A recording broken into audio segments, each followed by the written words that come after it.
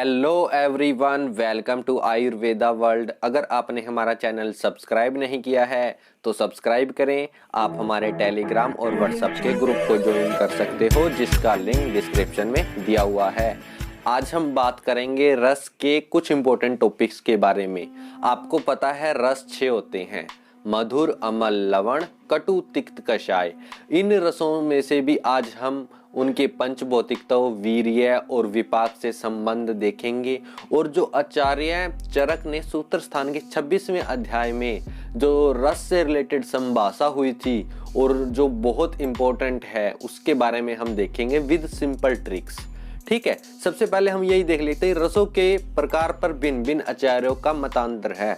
यानी कोई आचार्य कुछ कहता है, यानी वो संभाषा है, यानी डिस्कशन हुई थी कितने रस होते हैं इसको लेकर। सबसे पहले आपको सिर्फ एक सिंपल लाइन याद रखनी है कि भद्र शकुंतला ने, मतलब कि भद्र शकुंतला मोहित हुई हिरण पर, यानी आपको ये याद रखना है कि भद्र शकुंतला मोहित हुई हिरण पर कुमार वीर्य ने धर पकड़ा। आप ये 8 या 9 आचार्य हैं जितने भी, उसको आप सिर्फ इस लाइन से निकाल सकते हो किसने कौन सा रस माना है। जैसे भद्र से भद्र काव्य, उसने एक रस माना है। ठीक है, शकुंतला से आप लोगे शाकुंतय, यानी 2 रस माने हैं। ठीक है, मोहित से आप लोगे मोदगल्य, उसने माने हैं 3 रस। उसके बाद मोहित हुई हिरण पर, हिरण से लोगे हिरण्याक्ष, उसने 4 रस माने हैं। ठीक है, कुमार से लोगे आप कुमार सिरा भारद्वाज, उसने माने हैं 5 रस। वीर्य से आप लोगे वायुर्विद यानी 6 रस। ठीक है, और ने से लोगे आप निमि ने माने हैं 7 रस। दर से यानी दमार्गव, बड़ी दमार्गव यानी 8। पकड़ा से आप कांकायन ले सकते हो, क्योंकि कांकायन आपको इजीली याद रहेगा क्योंकि वो उसने माने हैं असंख्या होते हैं रस। ठीक है, लेकिन आप सबको पता है आचार्य आत्रेय ने कहा था कि रस 6 ही होते हैं: मधुर, अम्ल, लवण, कटु, तिक्त, कषाय। लेकिन जो ये संभाषा है, इनसे क्वेश्चन आता है कि शाकुंतय ने कितने रस माने हैं, तो 2, 1। अब सबसे पहले ये एक बार और देख लेते हैं कि भद्र शकुंतला मोहित हुई हिरण पर कुमार वीर्य ने धर पकड़ा। ठीक है, ये सिंपल सी इसकी ट्रिक हो गई।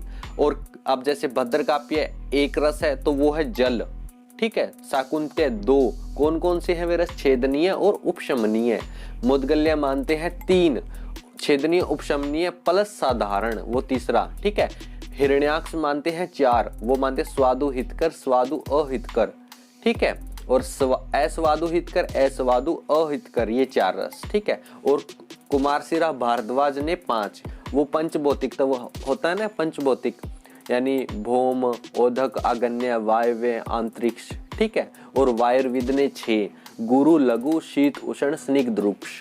और निमि ने 7, जो षड रस होते हैं प्लस सार, जो रियल रस होते हैं असली।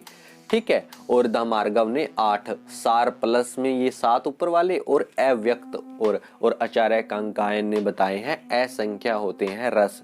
लेकिन आप सबको पता है रस होते हैं 6। ठीक है, इस प्रकार आपने ये देखा मतांतर पे ये जो संभाषा हुई थी चरक सूत्र 26 में। अब हम देखते हैं रसों की पंचभौतिकता। ठीक है, मधुर, अम्ल, लवण, कटु, तिक्त, कषाय। ठीक है, ये सीक्वेंस आपको पता है। ठीक है, अब इसका जैसे मधुर में पृथ्वी और जल, इसके लिए ट्रिक सिंपल सी है कि 3-3 के ग्रुप में याद रखोगे आप इसको। ठीक है, मधुर, अम्ल, लवण और कटु, तिक्त, कषाय। पहले 3 के लिए ट्रिक है, 3 बहनें हैं, जैसे पूजा, प्रीति, ज्योति। ठीक है, क्या? पूजा, प्रीति, ज्योति। और पहला वर्ड लेना है, पैसे यानी पृथ्वी, जैसे यानी जल, ये मधुर का हो गया पूजा। प्रीति के लिए, पै के लिए पृथ्वी प्लस तैसे तेज। ठीक है, यानी अग्नि। अमल का हो गया पृथ्वी प्लस अग्नि। लवण यानी ज्योति, जैसे जल तैसे तेज, जल प्लस अग्नि। ठीक है, ये मधुर, अम्ल, लवण का पंचभौतिकता हो गए। पूजा, प्रीति, ज्योति से याद रखोगे, आप कभी नहीं भूलोगे। अब आता है कटु, तिक्त, कषाय। ठीक है, कटु, तिक्त, कषाय, उसको आप याद रखोगे ताव, आव और पाव। ठीक है, पाव भाजी आपने सुना होगा। ताव, आव, पाव। ताव से तेज, वैसे वायु यानी ताव, तेज और वायु कटु का। और आव से यानी आकाश प्लस वायु, ये तिक्त का हो गया। और पाव, ठीक है, पाव भाजी वाला।